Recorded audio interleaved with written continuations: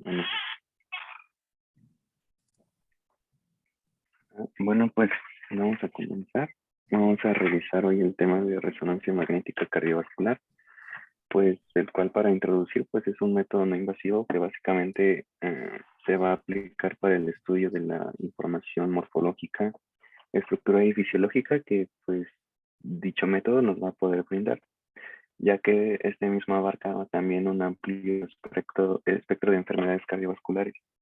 Además, pues es muy considerable su uso debido a que permite imágenes con alta resolución temporal y espacial y también nos va a permitir poder ver un contraste de tejidos que pues al aplicar secuencias rápidas nos van a permitir, entre una de muchas funciones, caracterizar dimensiones y funciones de las cavidades cardíacas, también como de las arterias y de los grandes vasos y de la vascularidad periférica también, vascularidad periférica, perdón. Y pues lo mejor de todo de este método es que pues no se usa ningún tipo de radiación ionizante. La siguiente, por favor. Bueno, pues esto vamos a ver, es lo que vamos a ver en lo que queda de la clase, que son los principios de resonancia magnética, medios de contraste, método de obtención de imágenes, pues la seguridad del paciente y pues también en la aplicación de enfermedades y pues, condiciones específicas. Sí, ok. Vamos a la magnética. Pues los principios básicos también son muy físicos, entonces si aún me meto mucho en temas, pues la verdad no vamos a acabar. Y la verdad está un poco complicado entender un poco esto, pero así resumiendo, y lo que yo creo que deben de saber cualquier médico que tenga que interpretar una resonancia magnética, es que pues como saben, pues todas las células de nuestro cuerpo van a contener agua, ¿no? Entonces, pues esta agua va a tener pues protones de hidrógeno. Entonces, así va a funcionar este método. Este, Hagan de cuenta que se van a exponer los protones de hidrógeno de que tienen las células, como les había comentado, un campo magnético de más o menos 1.5 Tesla, que es como la medida de cómo se mide esta radiofrecuencia. Se va a aplicar este pulso de radiofrecuencia que va a cambiar la dirección de estos protones, que pues al retirarse va a condicionar una liberación de energía y pues esta energía será transmitida por una bobina colocada en la superficie del paciente. Este es como lo que está como en forma de dona, cuando se ve una resonancia magnética. Eh, esta, ajá. Entonces, después esta energía pues va a ser interpretada por un software que pues será el software del equipo que pues la va a interpretar como una imagen. Y, y también, la siguiente, por favor. También lo que tenemos que saber de principios básicos de la resonancia es que pues se tiene que aplicar distintas eh, secuencias que pues básicamente son las más conocidas y estas dos se conocen como sangre negra, que eh, son las Spin-Echo, Fast Spin-Echo, que ahorita les explico de qué trata cada una, y en sangre blanca, que pues son imágenes de cine en las que la sangre dentro de las cavidades es hipertensa y el tejido miocárdico es hipotenso, como podemos ver en la imagen de la parte inferior izquierda. Entonces también, bueno, vamos a platicar un poco de la sangre negra, que es el Spin-Echo. Esta básicamente nada más se va a utilizar para poder adquirir imágenes en múltiples planos que van a poder delimitar la anatomía cardíaca, la mediastínica, la pericárdica y de los grandes vasos, perdón. Y hay otra secuencia, perdón, que es en cine eco, que que es para poder como eh, estar en concordancia con la respiración del paciente y van a hacer imágenes en movimiento. Y pues estas se van a realizar pues para poder obtener pues periodos de apnea de aproximadamente 6 segundos en plano de 4 cámaras y pues un eje corto de la porción basal a la apical. Y básicamente esto nos va a servir para poder ver el tracto de salida del ventrículo izquierdo y del derecho. Pues también así como para poder caracterizar las válvulas sigmoideas y semilunares en el plano axial. La siguiente.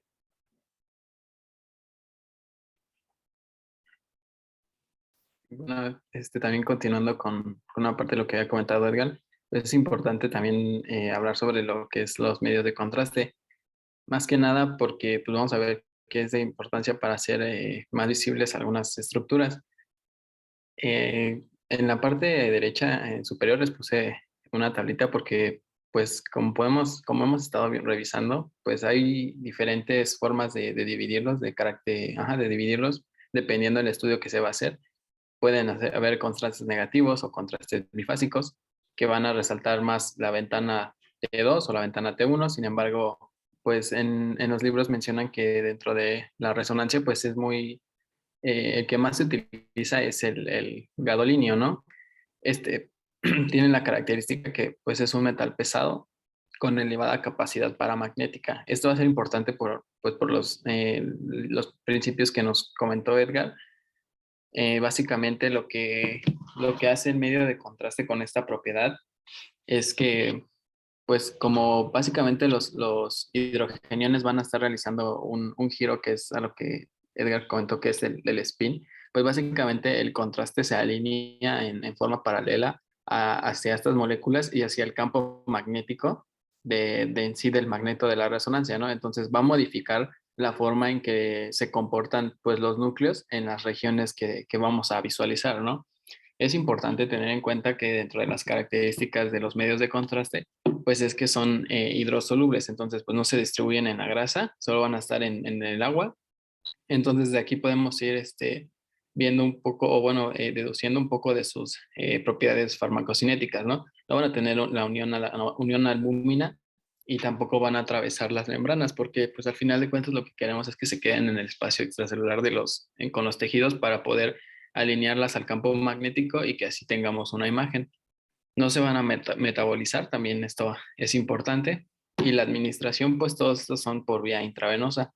La distribución, como les había comentado, pues es a compartimiento extracelular y pues su eliminación va a ser vía renal y esto va a ser importante, ahorita se los voy a comentar en los efectos adversos, pero también hay que tener en cuenta que en sí el gadolinio por sí solo es tóxico. Entonces, para disminuir o contrarrestar esta toxicidad, pues se une con quelantes. Si recordamos, pues los quelantes pues van a tener la propiedad de que los iones de los metales pues los van a pasar, por así decirlo, a un compuesto inerte y con eso pues que sea fácilmente excretado por el organismo. Entonces aquí les puse en la parte inferior izquierda una tablita que pues también nos habla de estos quelantes a los que se unen para poder administrarlo y así no tenga efectos deleterios en el paciente, ¿no? Aquí les puse una imagen porque es lo que les comentaba que va a alinear entonces las moléculas para que haya como se pueda resaltar, ¿no? En este caso, en el libro venía que es un infarto en la cara lateral del corazón, podemos observar por las flechas. Entonces, aquí podemos observar cómo se va a estar ayudando el contraste para poder interpretar la imagen. Dentro de los efectos adversos, pues en el libro comentaba que es tolerable, es muy tolerable en sí el compuesto, sin embargo, pues puede haber lo que es náusea, vómito, eritema y en sí reacciones cutáneas, ¿no? Estos también van a ser dependientes de dosis. Y también menciona uno que es la fibrosis sistémica nefrogénica, aunque es en un porcentaje muy bajo de los pacientes, pues también se ha presentado y se ha visto mucho en pacientes con insuficiencia renal grave, por lo que pues está contraindicado que se administren estos compuestos en pacientes con insuficiencia renal, ¿no? En estadios graves. La que sigue, por favor. Bueno, vamos a revisar los métodos de obtención de imagen. Bueno, para la obtención de imágenes de resonancia magnética cardíaca, perdón, se emplean diversas estrategias pues, para poder superar los movimientos cardíacos, respiratorios y del flujo sanguíneo. Todo esto pues para poder evitar que se vea borroso pues eh, debido al movimiento cardíaco. Entonces, esta adquisición de datos se va a sincronizar con la señal que nos pueda mostrar un electrocardiograma. bien de forma prospectiva, que pues prospectiva se refiere a que el disparo de la secuencia, según la forma que tenga el electrocardiograma, seguido de un periodo fijo de adquisición durante los ciclos cardíacos, o en retrospectiva, que va a ser una adquisición continua de datos, y después para una reconstrucción de acuerdo al momento del electrocardiograma. Em, También pues para las imágenes en modo cine, siempre se va a preferir pues una sincronización en retrospectiva, ya que esta va a poder cubrir todo el ciclo cardíaco. También pues para comentar que muchas técnicas de esta resonancia magnética se llaman secuencias de pulsos, y estas van a hacer que se fraccione la adquisición de los datos en una imagen, pues para que se haga una ventana un poco más estrecha del ciclo cardíaco, pues a lo largo de unos pocos latidos, ¿no? Y esto también se le llama pues aproximación segmentaria. Eh, También pues para poder evitar la borrosidad, como les comentaba, de la respiración, se va a tener que usar pues una combinación de la suspensión por parte del paciente de la respiración, con técnicas basadas en navegador, o también una promediación de los movimientos respiratorios. Y pues aquí tenemos también un punto que discutir, porque hay algunos pacientes que no es posible que puedan aguantar la respiración tanto tiempo, o que tengan pues ritmos cardíacos irregulares, que pues igualmente puedan provocar que haya un poco de borrosidad en nuestras imágenes de resonancia. Entonces pues aquí lo que se tiene que hacer, o lo que se hace comúnmente en la clínica, pues son las técnicas de disparo único en estático, y de imagen de cine en tiempo real. Estas dos pues van a incluir la adquisición rápida de las imágenes totales en el ciclo cardíaco. Y y, y pues también, ya para terminar aquí de los métodos de obtención, se va a poder adquirir una secuencia alta, una secuencia de cine con pues alta resolución de 30 a 45 milisegundos, durante una suspensión por parte del paciente de la respiración de 10 segundos. Y pues con esto se va a poder capturar todo el corazón en un movimiento volumétricamente de 3 a 5 minutos. Como pues se puede ver en la imagen de la derecha, que pues es un aneurisma gigante en la pared ventricular, eh, pues como una complicación de un infarto de miocardio agudo. Aquí pues les pido que pongan atención en pues cómo se ve el ancho del cuello del aneurisma, y pues el flujo que se ve estancado en la cavidad ventricular izquierda. Ya, el siguiente. Bueno, ahora hablando un poco sobre la seguridad que el paciente debe recibir al estar sometido a este tipo de estudios, pues principalmente hay que recordar que la resonancia magnética pues es un magneto gigante, ¿no? Entonces, pues justo este magneto gigante es la dona que Edgar comentaba, que es a lo que llaman gantry. Y por lo tanto, al ser demasiado grande, debemos de considerar que este procedimiento solo será anulado en situaciones en las que el paciente está en un estado de emergencia, ¿no? O sea, que realmente amerite que el proceso se termine o se detenga, ¿no? Pero igual por esto mismo, por el hecho de que es un magneto gigante, pues el paciente, hay algunos equipos que realmente no puede ingresar, ¿no? Adentro de la máquina, que son estos que les dejé por acá, que van a ser riesgosos para el procedimiento y que están como contraindicados, ¿no? Y que debemos de mencionarle al paciente que no debe de entrar con ellos, o si los tiene, pues realmente no es candidato para este tipo de estudios. Entre ellos son algunos implantes cocleares, neuroestimuladores, derivaciones que se usan para tratar la hidrocefalia, implantes también oculares que sean de metal, algunos cables de marcapasos y clips metálicos. Y entre los equipos que son seguros y que no están contraindicados, pues están las grapas externales, las válvulas cardíacas metálicas, algunos anillos de anuloplastía, endoprótesis coronarias, catéteres no metálicos, y también ya hay algunos implantes ortopédicos o dentales que ya están como hechos para que no haya ningún problema si el paciente se somete a este estudio. Ahora también hay que considerar el hecho de que hay algunos pacientes que sufren de claustrofobia y que les va a ser un poco difícil, ¿no? Porque este procedimiento es algo largo, entonces pues es algo que debemos de considerar. Eso también es como importante mencionar que es un proceso realmente largo y que, por ejemplo, no nos permite hacer como varios estudios en un solo día, ¿no? Pero bueno, regresando a estos pacientes claustrofóbicos, pues normalmente lo que se suele hacer es que se sedan de forma oral, si es que realmente necesitan el estudio, o se usa un túnel de mayor tamaño. El túnel al que me refiero es como, ajá, como una red de plástico con la que se ingresa al paciente, se le pone muy cerca de su cara o de la extremidad de la parte que se va a estudiar. Entonces pues puede que podamos utilizar uno más grande para que no le cause esta incomodidad o esta sensación, ¿no? De que el paciente que se siente encerrado. Entonces eso podría ser una alternativa.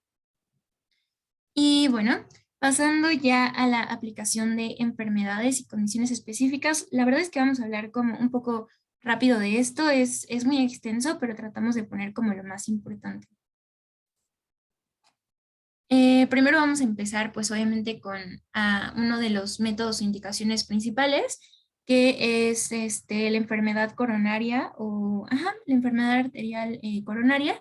Y bueno, principalmente se usan las imágenes de cine, que son las que ya les comentó Edgar, que es como una imagen tomada en movimiento, ¿no? Se ve algo así como un GIF en la imagen que es tomada del paciente, y se suele utilizar para infarto agudo del miocardio y para ver tanto la estructura, la función cardíaca y la perfusión del miocardio, ¿no?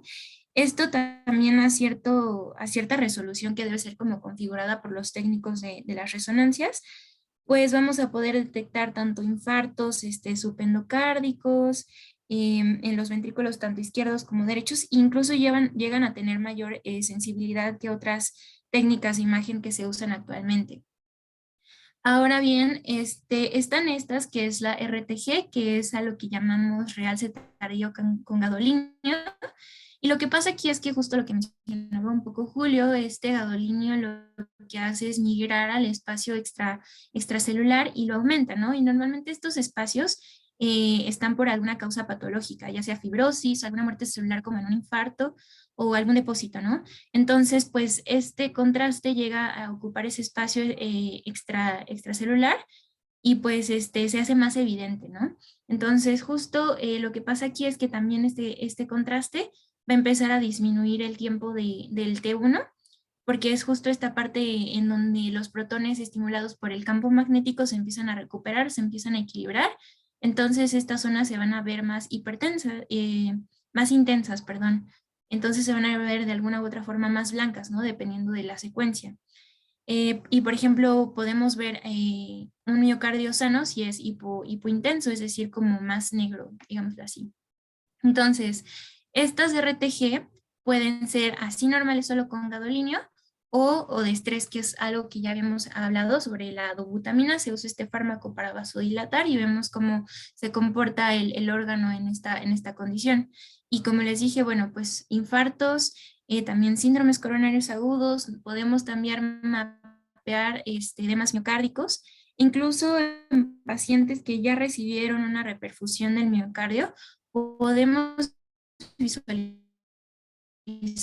áreas isquémicas de riesgo donde pueden sufrir nuevos infartos e incluso hemorragias de versátil este tipo de estudio. En la imagen que ven aquí, pues el libro comentaba que era un paciente que sufría dolor torácico y esta es una resonancia de perfusión en estrés, es decir, aquí se usó la dobutamina para vasodilatar.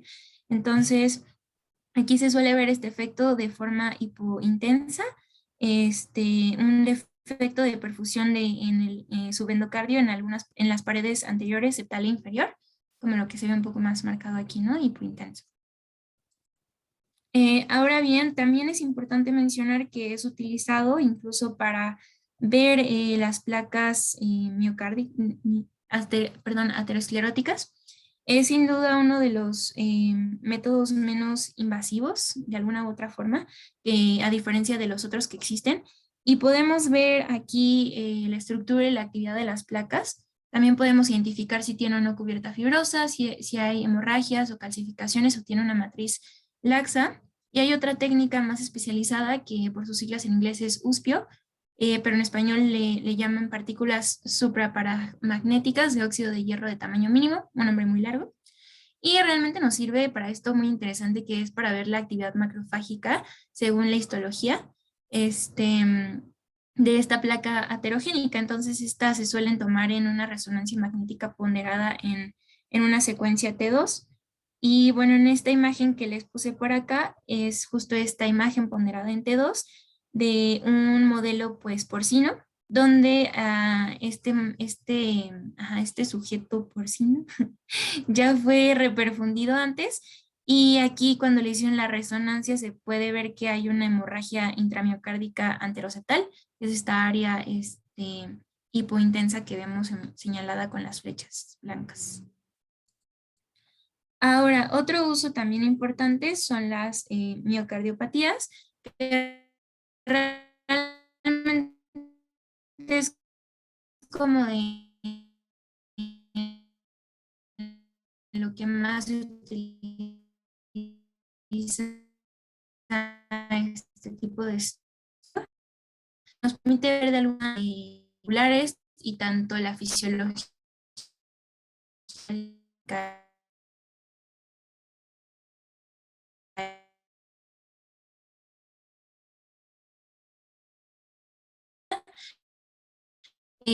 solo de función regional y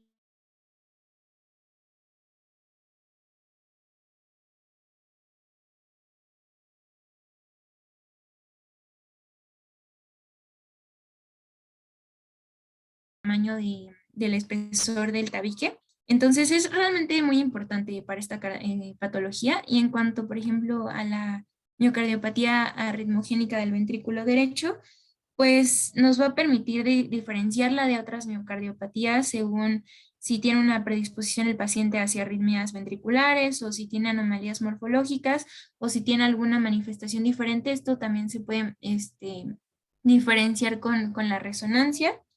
La miocarditis, que bueno, en la resonancia magnética nos va a poder también ayudar a identificar componentes fisiológicos de esta miocarditis, que es el edema miocárdico, la hiperemia regional y la necrosis o fibrosis miocárdica por imágenes igual con utilización de gadolínio. También está, por ejemplo, la sarcoidosis cardíaca, que en esta pues podemos potenciar la detección de esta enfermedad a lo largo de los sucesivos más bien estadios histológicos que se van a ver en la resonancia magnética, evidentes pues en imágenes. También podemos ver pues las alteraciones que causa esta enfermedad y tienen una mayor sensibilidad a diferencia de otros estudios. En cuanto a la amiloidosis cardíaca, pues realmente nos ayuda a, a diferenciar más bien a ver la afectación del subendocardio a través igual del gadolínio y todo. Creo que esta es la técnica más utilizada. Y también está la miocardiopatía dilatada idiopática, donde pues realmente podemos descartarla igual de otras miocardiopatías isquémicas. Y ahora en la imagen que les dejé aquí es un paciente que tiene sarcoidosis.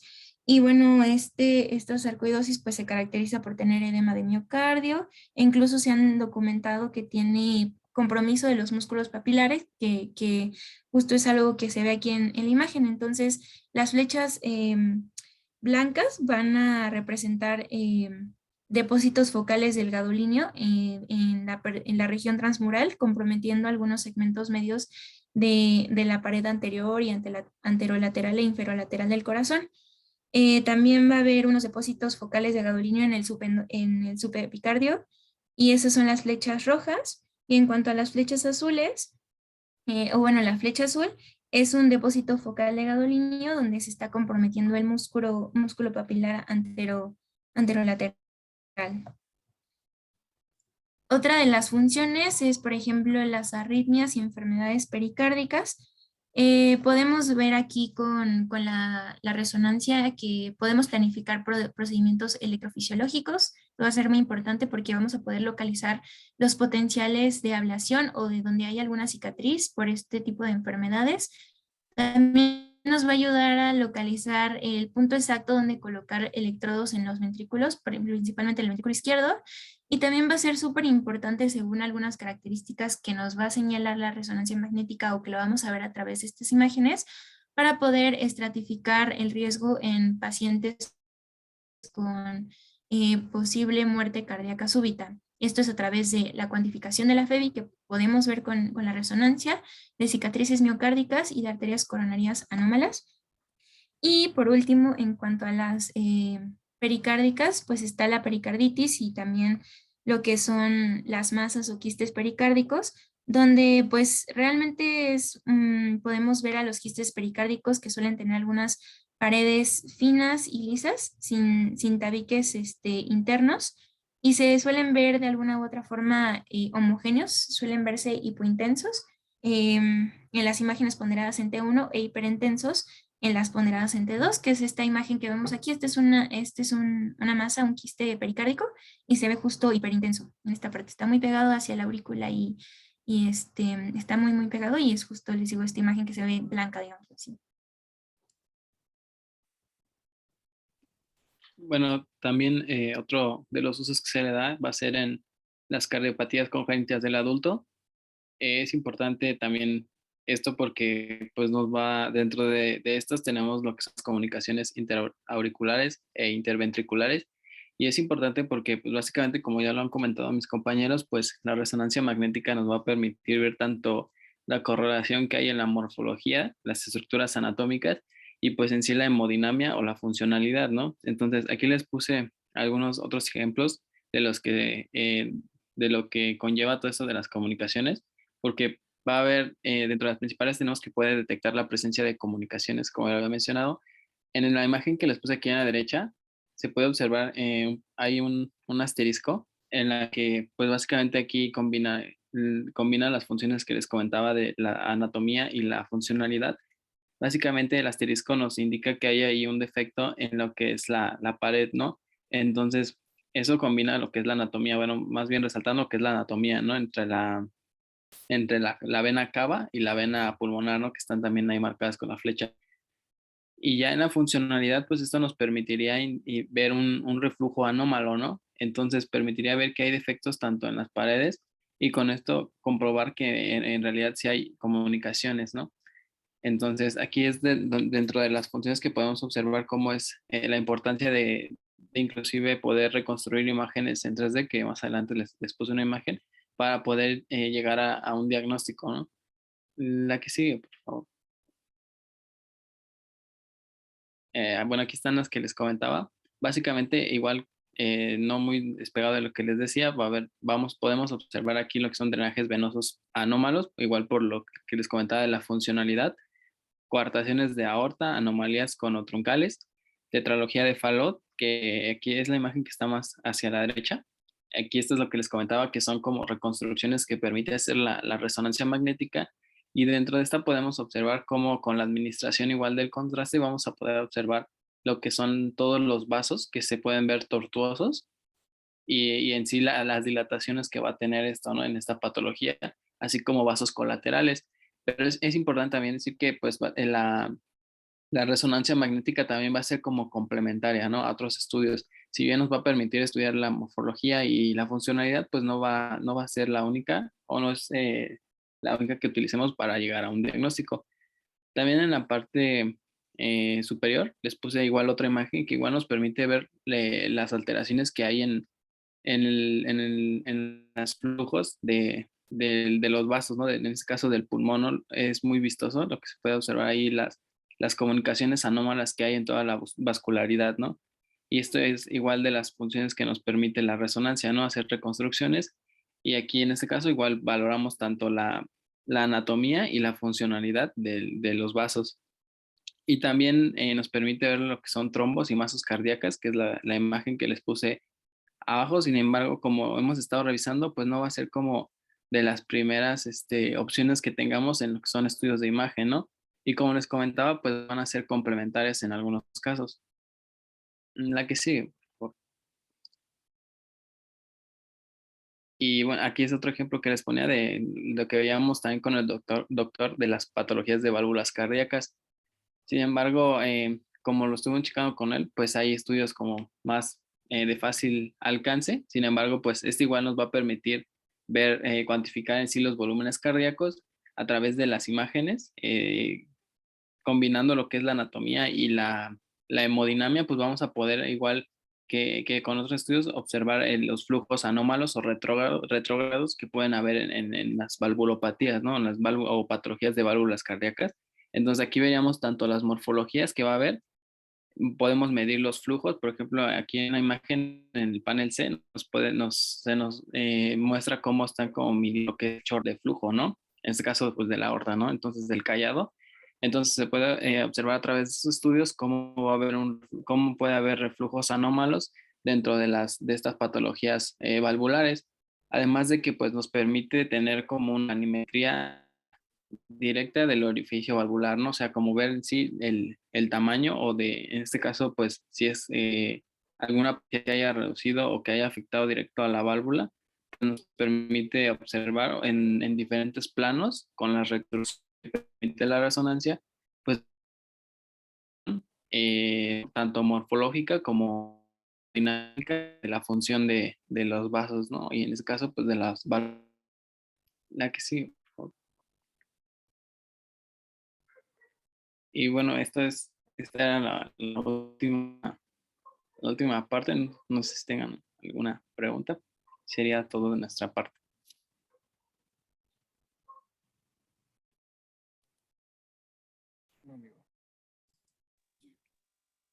Me No, parece todo que bien, no hay gracias. preguntas. Ok.